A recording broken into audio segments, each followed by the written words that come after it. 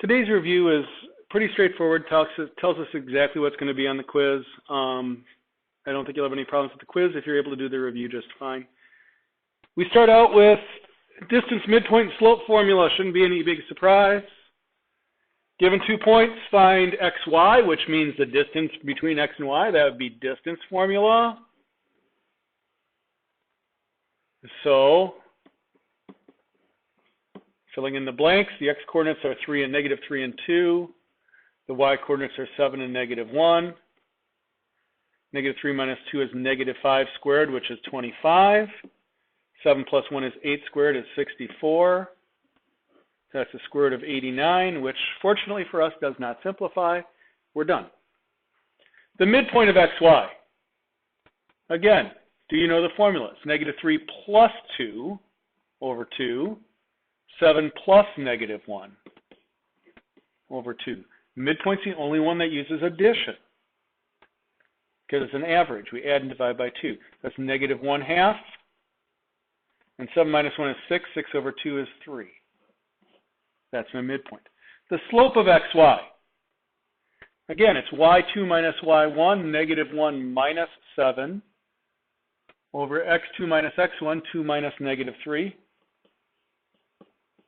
That's negative 8 over 5. So that's my slope. By the way, have you ever noticed that the numbers are really the same in slope and distance formula? Because we're subtracting, doing the same math. We use it differently, but we get often the same arithmetic. So that's the slope. And be prepared to do that. Be prepared to solve some very simple questions involving x, y, that sort of thing, setting up and solving the equations.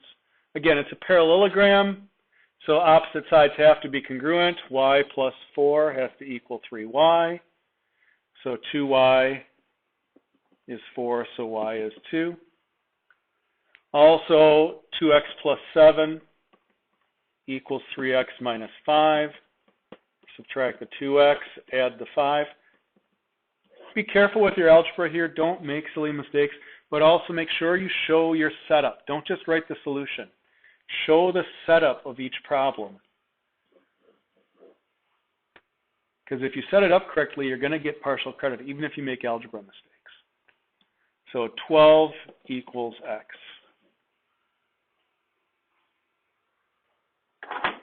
On this one, again, just make sure you show your setup. 6y equals 18. So y is 3, and 2x plus 1 equals 15.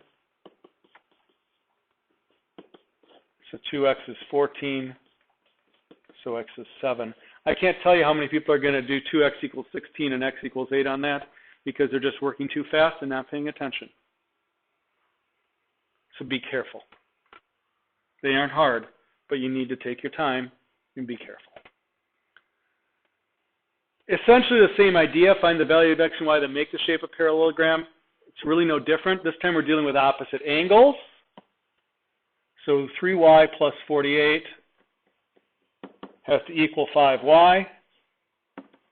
Subtract the 3y. I get 2y is 48. So y is 24. And 3x equals 2x plus 20. Subtract the 2x. I get x equals 20. Now, I could also mix this up by maybe swapping these. And then that would give me completely different equations. Because now we'd have to say 3y plus 48 plus 5y equals 180. And 2x plus 20 plus 3x equals 180. Consecutive angles supplementary instead of opposite angles congruent.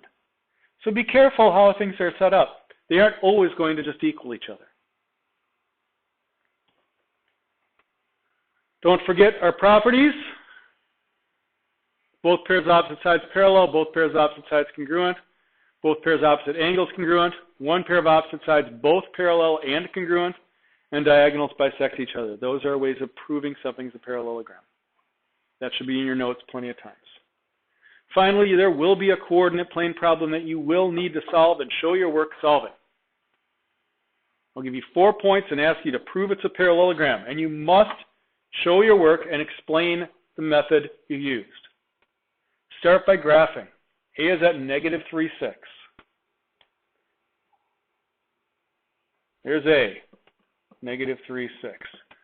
B is at 1, 4.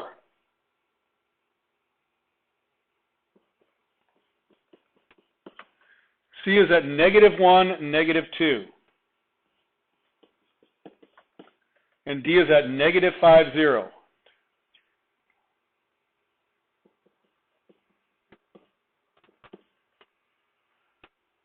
So there's my shape. Now I need to prove it's a parallelogram.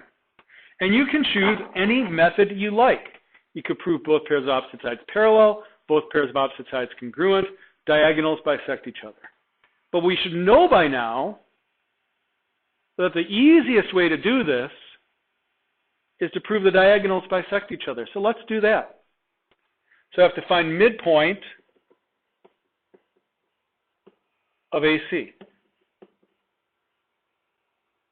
So that'd be negative 3 plus negative 1 over 2, and 6 plus negative 2 over 2. Well, it's negative 4 over 2 is negative 2, and 6 is 2. That's my midpoint. Then we find the midpoint of BD.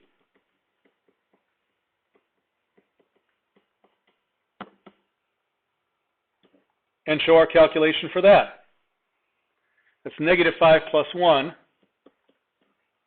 over 2, and 0 plus 4 over 2. That's negative 4 over 2, which is negative 2. 4 over 2 is positive 2. Aha, same midpoint. And then we write down what we're concluding. Same midpoint, so diagonals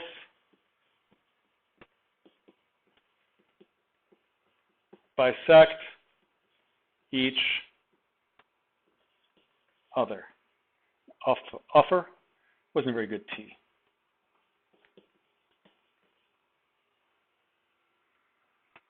So show what you're calculating and then write out what your conclusion is. Why? It's a coordinate proof. It's not 2 columns, but you have to explain what it is you just showed. So I know you know what you're doing. You could just as easily done slopes of all 4 sides or distances of all 4 sides to show opposite sides parallel or opposite sides congruent. That works too.